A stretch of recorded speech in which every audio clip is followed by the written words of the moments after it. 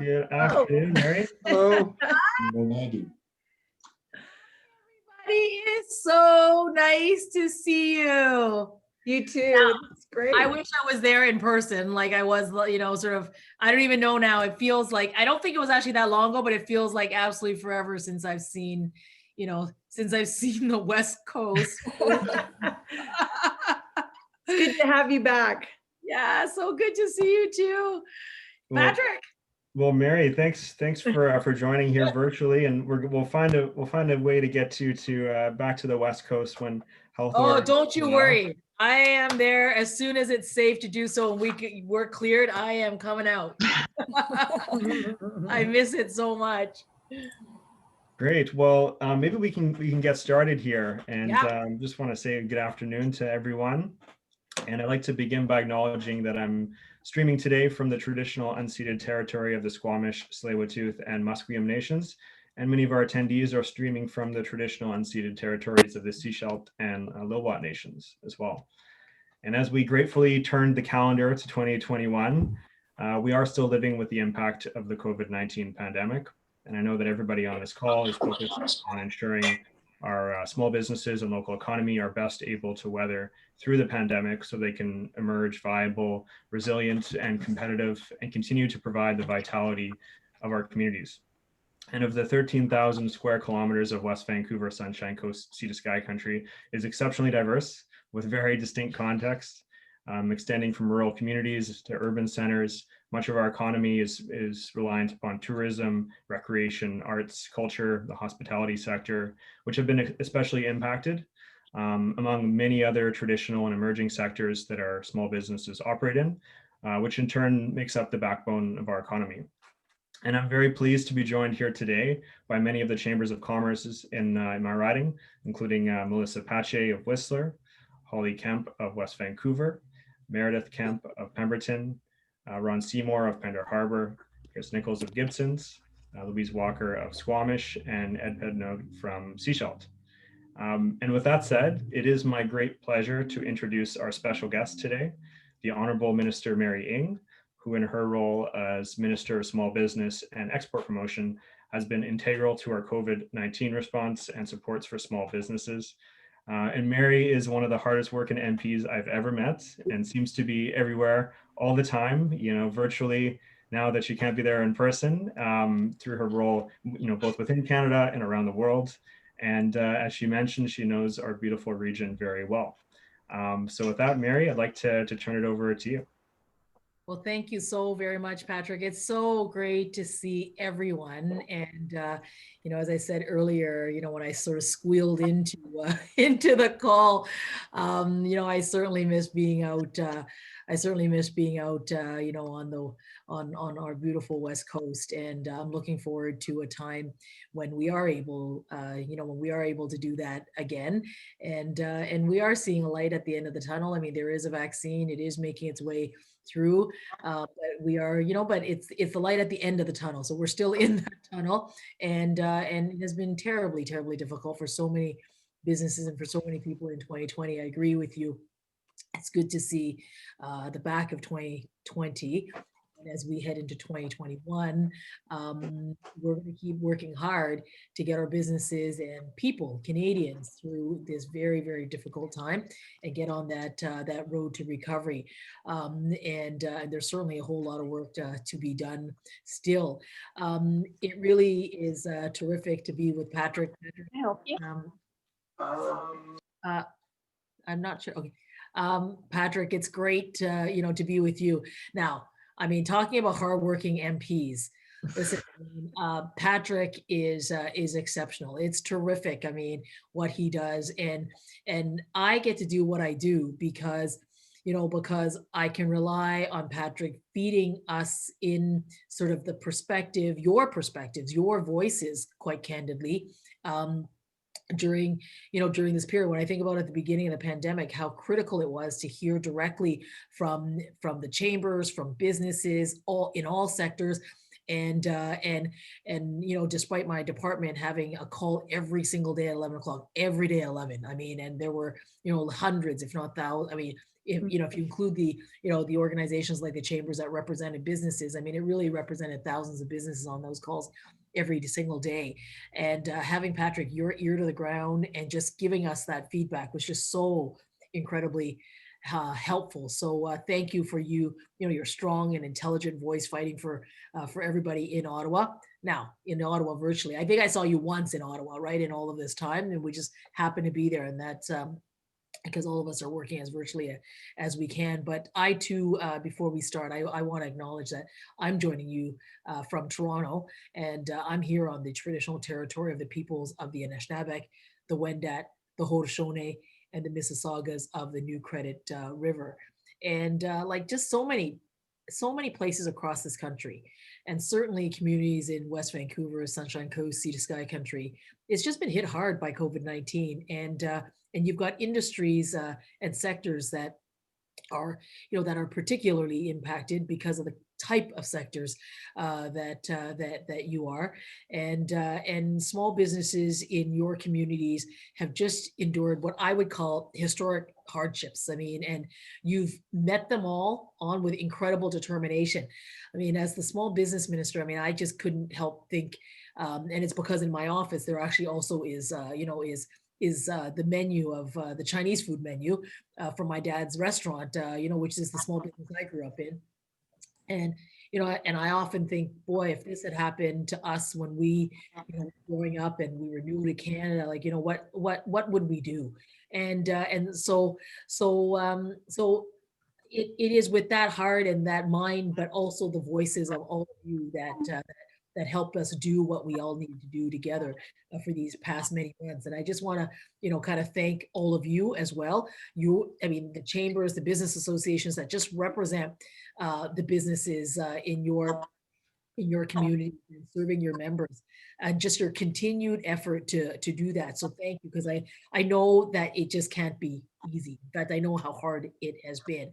But the principle we took right from the beginning as our government, from day one, we are going to work as Team Canada, and we're going to do whatever it takes to help Canadians through this pandemic, and create emergency programs quickly, get them out there quickly. They weren't perfect, and they certainly needed adjustments. They certainly needed, you know, flexibility, our flexibility, and you know, to sort of make them work as best as we can make, you know, national programs work for businesses. And you know, and largely, I think, you know, if I look at sort of the numbers and I look at the coverage, I mean, payroll support. I mean, I don't think that there's anything more important. I mean, you know, look at how long the pandemic is taking, and like I said, we're still in that tunnel heading towards the light to which we can get through this, but you know, keeping businesses together with their employees is absolutely critical through the wage subsidy. The wage subsidy has helped somewhat over like 4 million workers stay in their jobs, because employers and businesses are able to pay for those for that payroll with some of this help. And it's great because we're extending it. It'll be there until summer. We know that cash flow, that working capital, just to pay the bills, is really essential. So the small business loan, which started out as $40,000, now it's $60,000, with $20,000 of that forgivable. I've heard from a lot of businesses where that just, you know, that it just made the difference of being able to just, you know, help with sort of, you know, some of those bills. And over 800,000 businesses, right? I mean, it's probably about 830,000 businesses now. And I keep saying to businesses, look, for those of you who haven't taken it and think you might need it, I mean, the applications, I mean, it is still open at the banks, right? I mean, until March. So if you need it, go get it and tell your members, go take it, because I think that important liquidity support is important. And if you pay it all back by the end of 2021, 2021 or 2022, I apologize. I mean, but not now. I mean, but if you pay it all back, I mean, for one thing, $20,000 of that is forgivable. But if you pay it all back, I mean, it, you know, and if it just sat there and you needed it, then it's there for you. So it's helping those, you know, like I said, over 800,000 businesses. And then rent and fixed costs, your doors are closed. So how are you, you know, like, and the customers are not coming in the way that they were. The revenue isn't coming in the way that they used to. So, but but you've got leases, you've got to pay fixed costs. And I think this is where the rent subsidy has been tremendously helpful. This is where listening to the voices of business, the voices of entrepreneurs, making sure that this is now directly accessible to businesses themselves and not going through landlords. I mean, these are the important feedback that we have gotten. And then of course, I mean, Patrick, as you said, your riding is so diverse for rural and remote businesses, making sure that that there's support for them through the Rural Regional Relief and Recovery Fund, to which about 568 million of that is made available to Western Canada, and then we topped it up with with another 500 million just because the need was there. So it became almost about a $2 billion assistance. And I can go on, but I won't, because I think the most fun part of these conversations is actually the dialogue that I get to have with all of you. I like to sort of be in listening mode wherever I can be. It's very rare that I get time to spend. Well, I get time. I just never get enough time. So I want to give as much of it to all of you, and use this time for me to listen and just get into a good conversation. So thanks so much, Patrick. Thank you all for being here and taking a bit of your afternoon. It's precious time for all of you. So I appreciate that so much. Thank you, Minister. This is Yumi from Minister Ng's office. Thank you to the media members who are in the audience. This is the end of the portion that is open to media. We are going to transition into a closed meeting now for the discussion. If I can just ask all the media members to take a minute and log off. Thank you so much. Hey there, it's Stephen Chua from the Squamish Chief newspaper. Is there a chance that we can ask a question? Not during the meeting, but if you can reach out to me separately, I can definitely follow up with you. Okay, so you invited us to this press conference and we're not allowed to ask any questions. Is that clear? Oh, it's not. This is sort of a bit of a roundtable with all the businesses. But Stephen, listen, I'm absolutely happy to to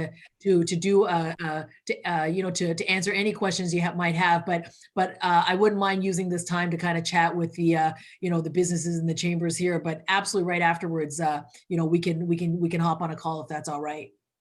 Yeah, when would that be possible? I guess I'll reach out to your assistant here and hopefully Yeah, Yumi's here, and the answer is, you know what? I don't know what's on the schedule right after this. I mean, but the answer is I'll make myself available. Absolutely. Okay, well, appreciate your time. Thanks. Always. Thank you so much. Thanks so much for being here, members of the media. All right, take care. Thanks, Stephen. Thanks, everybody.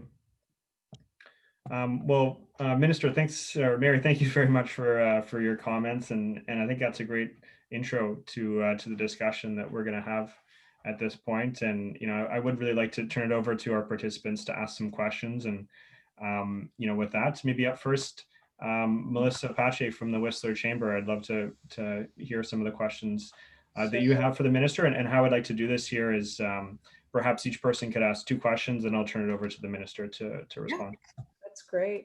Well, first of all, thank you, Patrick, for organizing this. It's such a pleasure and an honor to be able to speak with you, Minister Ng.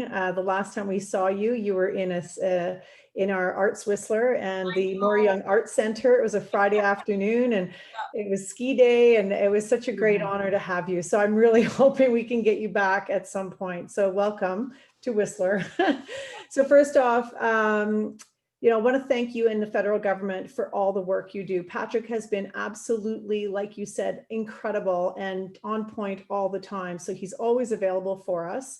Small businesses are grateful for the work and the support that you've provided, the grants, the subsidies, the loans. They've kept doors open. And the wage subsidy in particular, the money is going back into investing into their businesses. So as you said, we are still in the tunnel. We can sort of see the light. But we've got a ways to go. So my first question is, leading the new women entrepreneur strategy and work across the government to meet the goal of doubling the number of women-owned businesses in Canada by 2025 is a very important part of your mandate. And you have already achieved so much and some great strides. With COVID, what we are finding, and I'm sure you've seen this and heard this, women are being most impacted by COVID-19. What additional support or changes can we expect to see in 2021 around women entrepreneurship strategy? Yeah, that's a really important question. I mean, and Melissa, it was so terrific to be there, and I can't wait to, to be back. And this is like it's very, very humbling for me to be able to serve and lead the women's entrepreneurship strategy across the country. Let me just sort of give you a couple of numbers. I mean, of why it is so important. I mean, it's important because for one thing, I mean, 50% of us in the country, so our participation in Canadian society and the Canadian economy is very, very important. But here's a number: we can add up to $150 billion to the Canadian economy. Like, think about that: $150 billion Canadian economy, simply by including more women into the Canadian economy. Globally, it's $12 trillion. There isn't a minister that I've talked to, as the international trade minister. So I spend a lot of time talking to my colleagues from, around the world, that also is not, is like, they're seized with this because the numbers are what they are. So I think we have made good progress in terms of setting up a ecosystem around the country that is really supporting women, whether it is networks of business, like business networks, mentorship, access to, sort of training, and just the business supports to help women entrepreneurs start up, scale up, get access to the international markets, but also getting access to capital and removing some of those barriers that really do stand in the way. So those ecosystems are working. We've had to add to them, like in other words, add funding to them during COVID, so that, because all of a sudden the demand going through the door, you can imagine, sort of skyrocketed during COVID. So in addition to the emergency supports for businesses directly, we've also had to support the apparatuses that support, these entrepreneurs and these businesses. So we've done that. You can look forward to us continuing to do this work. The work is far from over. I just got my updated mandate letter from the Prime Minister. He's clear: keep doubling down on this work. So you're going to see, so you can expect that we're going to do more in this. The other thing, which you mentioned, absolutely correct. Like, it has been particularly hard for women entrepreneurs. They wear a gazillion hats. And you heard the Deputy Prime Minister, and if you haven't, I'll share it with you. But a commitment to universal childcare. That is an impediment that is in the way of that overall participation in the economy and women sort of businesses can sort of flourishing and so forth. So we are so we absolutely are making that commitment on that front, but also just overall more work of supporting the growth and the and women entrepreneurs and businesses growing into that international market.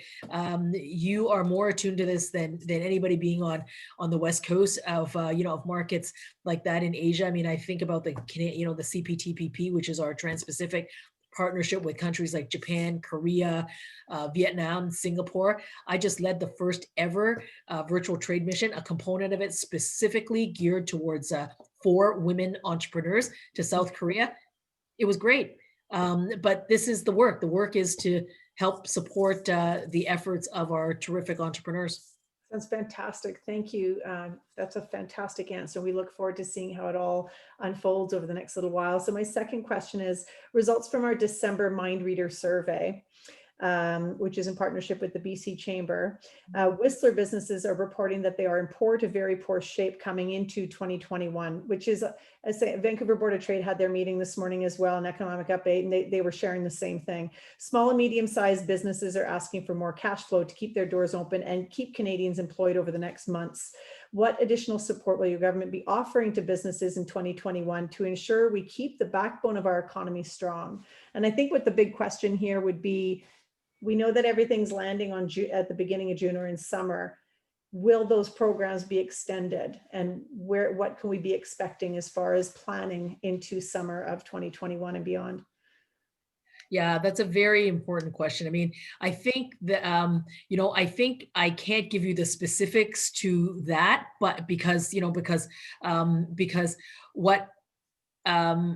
our overall objective and our overall commitment is we are going to fight COVID-19 together, and we are going to do whatever it takes to support our businesses to stay in business so that we can get through this. You also heard from the finance minister when she delivered the fall economic statement that there's $100 billion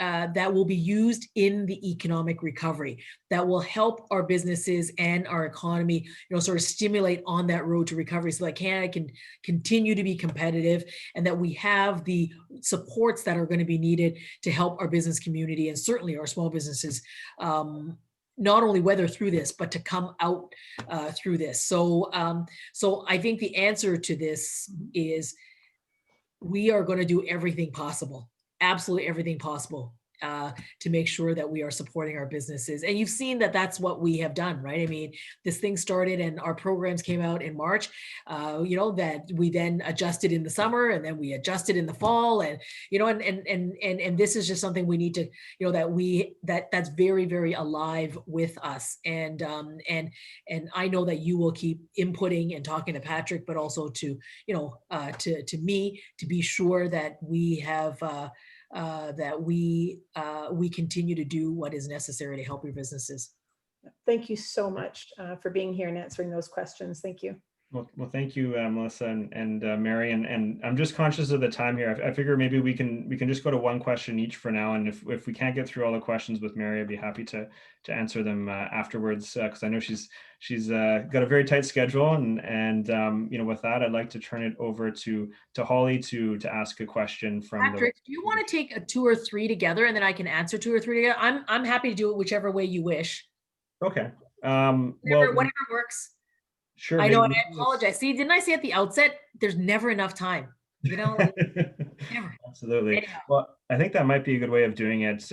Maybe Holly, you could ask a question, Chris ask a question, and Meredith, and we can do 3 at a time, and then we'll go through another 3 after that.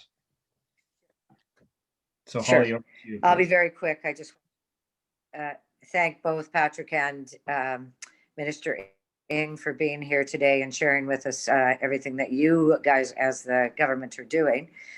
So the question is that your role has always been more for the international market, but us here locally, the small businesses, we need the support from the federal government as opposed to your time being spent out in the international. Not that that isn't important, but today in the world that we're in, is there something that you can do for us locally as a federal government to ensure that we don't have any more failures and closures of our smaller businesses that are in these trying times? Great. And Chris, I'll please go next. I'll follow along the same theme, even Holly's. We all are going through the changes and adjusting, but a lot of it is supporting small business. A lot of it comes through the provincial government and even our local government. Will the federal government continue to provide that infrastructure funding that, push down through the system, because that's where it gets to the grassroots, where these small businesses they're pivoting and they're making adjustments. And the biggest thing I see is we need to encourage the community / the consumer to get out and start patronizing the stores again and the businesses. The businesses are trying hard and are there, but we got to get the people in. Very, very great point, Chris. And Meredith, you're up next, please. Hey, and thank you again, Patrick and Minister Ng. We're so pleased to be here and thank you for everything you've been doing. I think for me, I wanted to just voice some of the issues, some of the hardest hit businesses in our communities, our community of Pemberton has been facing. One event company gave me just a really compelling story, like, with this dragging on for so long, we are now on life support and this business model may no longer be viable. We need all the help we can muster. 9 months of business being below break even on only a 2-year-old business is super tough. We're playing the long game, but another 10 months of this, how can anyone survive? So yeah, just want to say, like, there's definitely those businesses that are hardest hit are really hurting, and they've been hurting from day one and are going to hurt until the very end of this, because, in their situation, until we can gather again, it's not going to be easy for them. So I just wanted to share that. And then the other flip side that we've been faced, we kind of were hit with something in our community really unexpected. Scotiabank, the pillar of our community that's been here for 60 years, just announced a week and a half ago that they're closing their Pemberton branch, and they're asking us to travel 45 minutes to the south end of Whistler now to do in-person banking. And that was really unexpected. I think, there's the businesses we thought we knew would, have trouble, but we didn't think our bank would leave us. And, it's not necessarily related to COVID. I think there's bigger issues at play, but these are the two things that our growing, thriving community is facing, because even with COVID, we're actually growing and strong. So I just wanted to share those stories with you so that you're aware of them. And I think the other question I had was just if there was any short-term updates, coming this spring or summer to any of the programs that we should be aware of, or you saw maybe coming down the pipe. Yeah. Should I take the three, Patrick? Please take those, and then we'll get one round after this. Yep. That's great. So Holly, I mean, yes, I am the International Trade Minister, but I am the Small Business Minister. I mean, make no mistake. I mean, I and my team, I actually have two different departments, and the department that small business sits in is essentially Industry Canada. So it's got a lot of heft behind it, and if I perhaps I will share that the lion's share of my work is absolutely done on small businesses, and nothing is more important to me than making sure that our main streets stay viable and that our businesses are supported through this very difficult time. And those programs, I mean, the broad-based programs, I mean, small business loans, wage subsidy that helps employees stay employed because the federal government is paying a portion of the wages up to 65%, depending on how hard hit you are, and paying for rent. Like, I mean, I'm based out of Ontario and we are in lockdown, but where it isn't, we're paying 65%, up to 65% in that overhead cost, right? I mean, so $8 out of $10. I mean, so Chris, to your question, $8 out of $10 of support during COVID-19 comes from the federal government. The Safe Restart program that we sent money over to provinces, it was $20 billion that the federal government sent over to the provinces to help them restart. That's about getting PPEs in order and just helping the provinces deal with things like testing, contact tracing, and so forth. Federal government sending that out to the provinces. We said right from the beginning, we got to just work together with the provinces and the territories because we're all in this together. But $8 out of $10 of the support that is going to Canadian businesses in response to COVID is coming out of the federal government. I mean, and so absolutely making sure that our main streets. I mean, the way I look at it is, our main streets have got to continue to be viable, and it does. And these supports are lifelines, like they are lifelines. And as Meredith, as you said, some of it is just life support, but life support means that it's hard as it is, and it's hard, really hard. It gets us to the other side, right? It gets us, and that's what this objective is. It's about getting our businesses to the other side so that we have an ability to get on that road to recovery when it is right to do that. And you're right, Chris. Like, I mean, when you said, yeah, the businesses are doing whatever they can, and we need people to feel confident to come back. Customers feeling confident that they can, come back and shop again. I've been partnering with, with chambers, and we whether it's the post promise to kind of just help deal with, with overall safety for employees, or with the chambers on shop local. Look forward to more of that, because we are going to do more of that. But this crisis is a health crisis, and the better we are at tackling COVID-19, so that people feel that their health and their safety is looked after, the economic part will, will come into play. But that's what we're calibrating all the time. And in terms of what's coming down the pike, just know that our work right now is really, it's let's tackle COVID-19. Let's make sure that our businesses are not scarred badly because of COVID-19, and help them, work with them, so that we can get on that economic recovery. And we're going to keep doing this work as we head into the spring and into just summer. So just count on us being there, working alongside you. And it's very disheartening to hear about Scotiabank. So thank you for sharing that, but also disheartening to hear.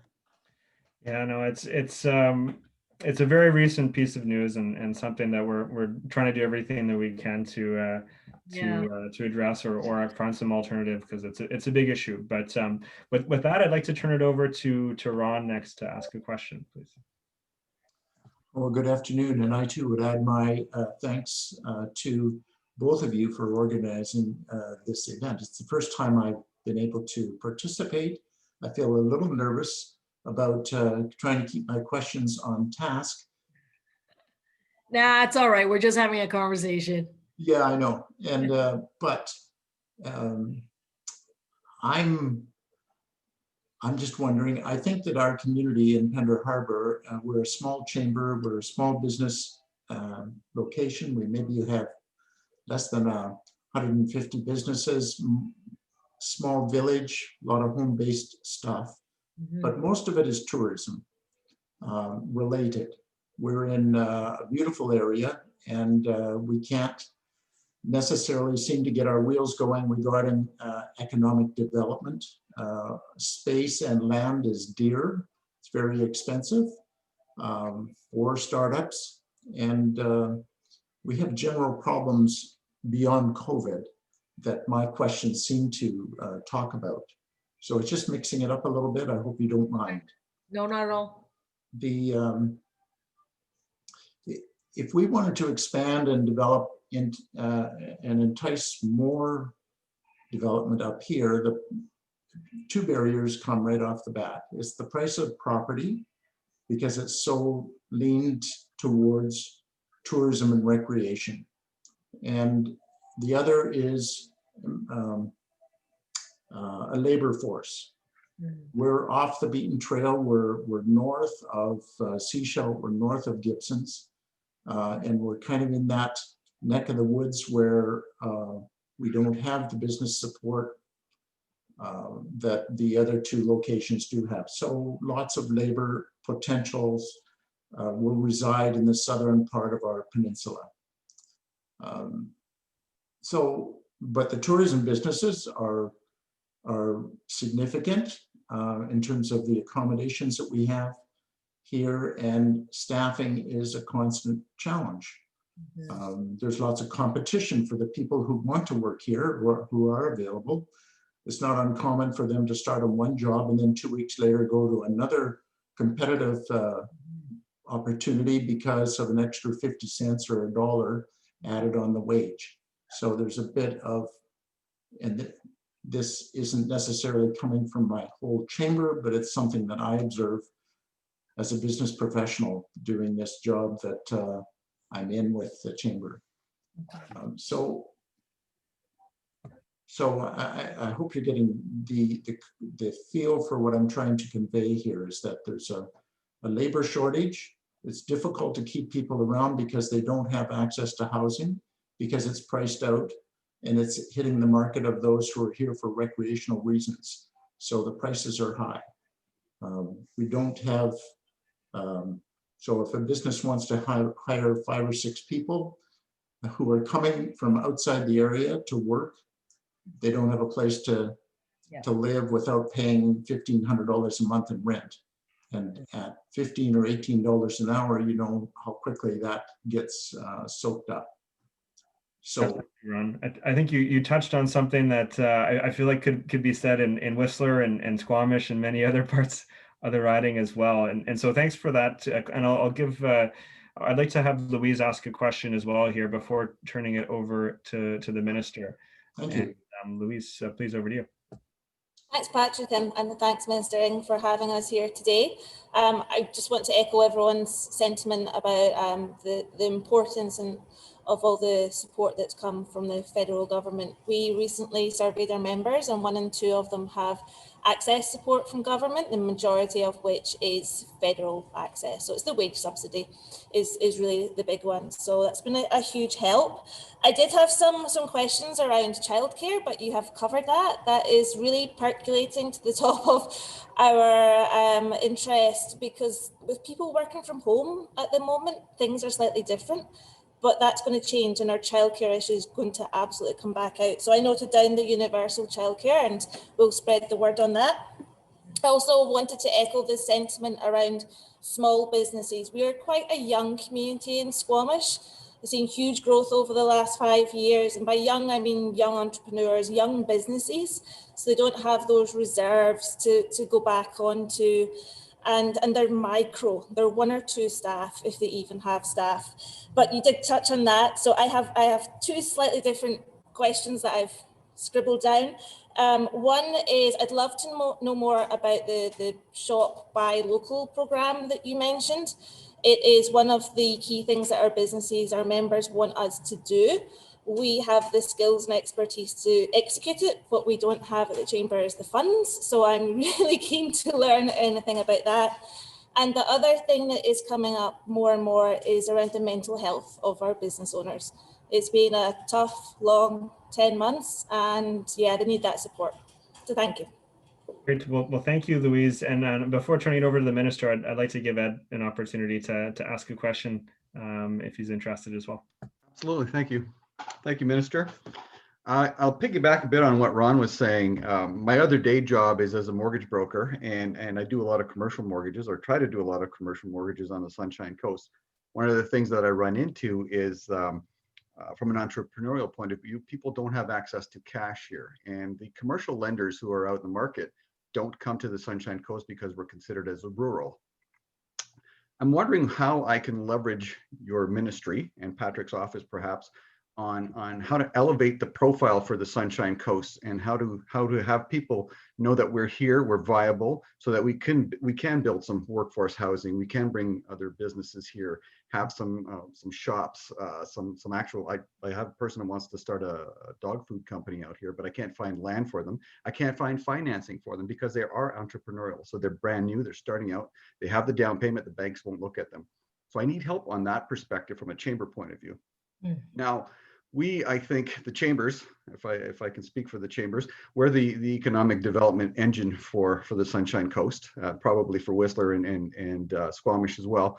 And I'm wondering if there's any way of accessing funding to be able to have us go out and be the economic development officer for the area here, because as what Louise was mentioning, we don't have the funds to be able to do that. We can do it. We have the expertise, we have the knowledge, we have the local knowledge, but we just don't have the money for it. And is there a way that can be done? Great questions. Well, thanks, Ed, and Minister, over to you. Yeah, absolutely. So let me start at the top with Ron's. I hear what you're saying. Before COVID hit, I was probably in BC. I don't know, once every 15 days. So I was out there a lot, and so the issues that you raised are perhaps they may be exacerbated by COVID, but they certainly were here before COVID, right? I mean, the high price of property, the need to hire people, the shortage of people, and then once even you get the people, how do you actually accommodate for them so that they can actually have a place to live, to which they can then stay, and then you have like predictable labor as opposed to unpredictable labor, right? So they certainly were issues, and I don't pretend that I have an answer to this. I think that it's there are sort of some macro issues there. I mean, perhaps we could do, perhaps is there something to be done around greater immigration that actually sort of brings forward a larger workforce, right? I mean, the thing, before COVID, I mean, Canada had like a 40-year low, like the lowest unemployment rate that they had in 40 years. But what does that mean? That's terrific, because it means that we're creating jobs, people have jobs, but you're running a business, it means that you can't get labor fast enough, and you're competing with somebody else who might at the margin then, kind of outcompete you for that extra little bit. Just and it's annoying, right? I mean, to be able to run the business that way. And then the other side of it is just affordable housing. And how do we get affordable housing into communities like yours where it's just so necessary. So these are very real issues that are even like beyond COVID, right? I mean, and beyond COVID, we're still going to have to, kind of grapple with those very issues of affordability for workers and how to get, workers and how to, so that you could sort of, develop the businesses in your area. But Patrick is right. I mean, virtually every community I went to, and I would even say beyond BC. I mean, the other place that was really particular hard hit, like where I would heard it a lot, was also in Quebec, right? But what they did, and we used to hear it in the Atlantic a lot, but then what we did was the immigration minister started this thing called an immigration pilot, right? Where they just and for rural communities, a pilot that brought people in, right? I mean, that wanted to settle, and that, so there are some creative things, and I think that work just we have to keep doing that work. I mean, I don't have a solution. I mean, it's not one of these panacea things. In fact, in some respects, the COVID answers were easier because it's like, okay, we are in horrible, dire situation, and here are the emergency supports. But the other ones that you talk about, and it's connected to what Ed said too. Like, I mean, this is really about it's the prerequisites and the kind of development that you need and the kind of investing that we need to make in our communities. So on this piece, I know I'm jumping a little bit because I'm actually covering all of the answers. I mean, in this way. So stay tuned a little bit, because I have been working and have had my department working with sort of the provincial chambers, because I am very much of the view that partnerships, in particular with those who work the closest to business, are the best people to partner with, right? Because I don't want to run things from Ottawa. Like, what the hell do we know in Ottawa for what you need out there, right? I mean, I don't mean to say it that way. I didn't mean to, because yes, Ottawa has a lot of value. I don't mean that. I just mean that from a practical standpoint, you've got to be able to work with those who, who have a greater appreciation for the local context, right? Which is why it's so great for me working with Patrick, because it's just it's necessary and it's terrific. But stay tuned on that front. I've been working with we've been working with sort of the provincial chamber network and hoping that will sort of kind of then create an ability to work with the local chambers, even sort of BIAs in some areas, because they don't have chambers, right? But the idea is to help you with what you need, which you in turn will help the businesses, which will then help all of us, right? So stay tuned to that. Around the financing thing, you know what? I think we should have a follow-up conversation. Patrick, maybe I can kind of, maybe ask you and access to capital it's an issue. It's an issue for everybody. I mean, all businesses, particularly small businesses. We are a fairly risk-averse country when it comes to that. Like, we've got lots of great entrepreneurs, but sometimes the other side of it needs a little bit of shaking up. And and as a national sort of member of parliament, and certainly as a minister, and you kind of go across the country, it's really neat, because when you're in BC, man, it's entrepreneurial, it's grit, it's let's kind of find solutions, let's kind of get it done. And meanwhile, a lot of the institutions that serve the country, the national ones, you're very different from Ontario, of course, and that's terrific. But you could see where that rub is, right? Because the entrepreneurialism and that can do and that gritty, it is so pervasive, I mean, in BC, and it's wonderful. And sometimes, so what we try to do is kind of make that dance kind of happen, I hope, a little easier than it has been. But I think that we should just follow up on that. And Louise, I'm glad that the wage subsidy is really helping. Actually, on my last trip up there, it was Squamish and then Whistler. Right. I mean, so I did make it through, and I did see a really terrific collective there. And you're right. I mean, the dynamism of the small bit, like the micro businesses that are innovative, that's very creative as well, like in Squamish. So these, so a lot of our programs are working, but the reason we actually also had the RRF is because it didn't cover some of the micro. So we needed that to be working as well.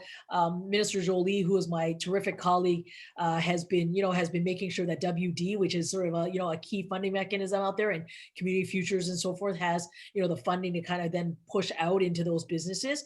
And as I said earlier, I mean, in response to, to Ed's question about the local, about chambers, I mean, stay tuned on that. I think there's more work to be done on that buy local. And mental health, I could not agree with you more. I think right now, all of our entrepreneurs and our small businesses are holding by tender hooks. They're just hanging on because they're doing it out of pure survival. And I am quite concerned. I'm quite concerned that once there is some light of day, that the cracks of that is going to come at us like a tsunami.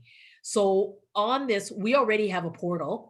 It's called the Wellness Portal that we have, that the Government of Canada has put forward. And it's there for Canadians. It's free of charge. It's sort of a resource. I don't know if you know about it. I don't know if you've checked it out, but if not, then Patrick might be able to, kind of get you that additional information. I think that we have to keep paying attention, and I'm thrilled. Like, I'm glad you asked the question. I'm glad as a chamber, you're also paying attention to that, because I do think we have to pay attention, and we are thinking about that. And the other thing too is, as chambers, you could say to me, look, this is what would be helpful for our businesses in this way, and just work through Patrick and see, because this is how we've been sort of doing everything up until now, right? To see if we can find some solutions. But maybe that's sort of a bit of a takeaway as well, because we've got the portal there. I think it is helping people, because I've actually certainly heard feedback from my own constituents who've used it. But now that I think about it, I don't think it's like Canadians have used it. I'm not sure a lot of business constituents of mine. I haven't heard that back. So let's make sure it actually works, like for businesses too, right? I mean, and our entrepreneurs. So yeah. So there you go. I hope I kind of answered it. I hope I answered everything. No, I think you touched on most questions there, Mary, and impressive that you were able to go through those so quickly. And I know your time is very, very short, and you have another meeting to go to. But I was hoping we could just take a quick picture with everybody before you got to run. I would love to. Great. Well, just everybody, maybe in 1, 2, 3. Great. Well, Mary, thank you so much for coming to visit us virtually, and of course, we will find a way to have you in person when health orders allow.